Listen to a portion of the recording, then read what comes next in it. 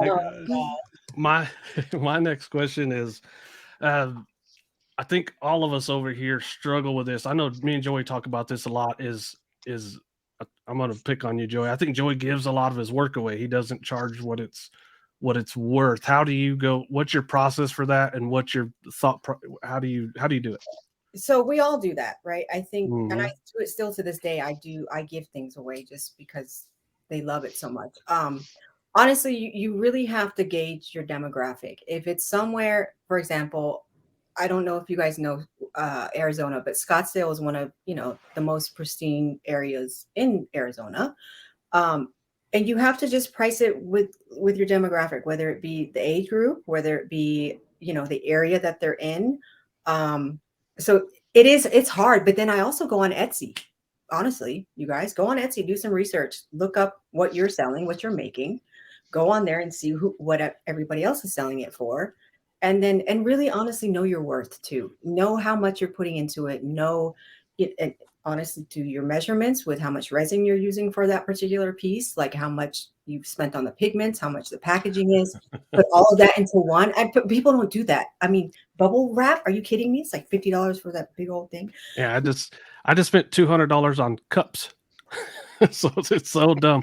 But, All of but that. I But it's here's all the in bulk and you have to account for all that. right. So people don't do that. I do a spreadsheet and I say, okay, this is how much goes into X amount this month, and and at the end of the day, you hopefully Spreadsheet. it goes into the product, and then you pay yourself. I didn't pay myself until 3 years in, honestly. Hmm.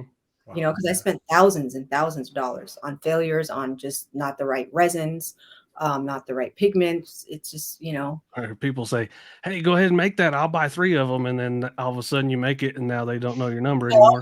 that's where you get a down payment first, non-refundable, and you need to write it out. Have it like a legal, like a receipt. Email it to them. But I've never got burned, thank God, too. But I mean, I could see that happening to people. So yeah, just really sit down and understand your costs is basically what you do. No, and don't get suckered in because like Joey did that too. He was making some silicone molds for coasters and stuff, and there's that he was doing it on lives on Instagram, and then there's all these people. I want one. I want one. I want one.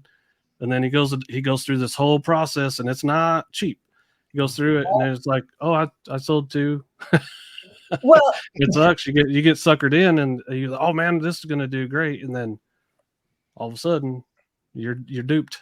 Yeah, we at this point in my career is I think about not necessarily the how much the cost is, it's my Mhm. time, right? Because for me, my time is very valuable. We only have 24 hours in the day, and I want to make sure I can give myself to so many others.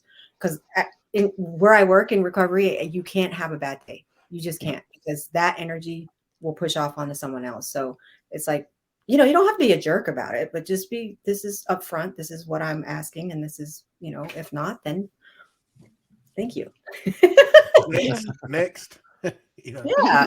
And people do, and they do, even to this day. I have customers that have been with me for the longest time, and they're like, they think we're Amazon Prime. I'm like, no, it's 3 layers. Like, what are you talking? It has security. You want to like the fumes? Hello, I don't know. And the fires. The In the fire. fire. Fires. Fire. You have to account for fire.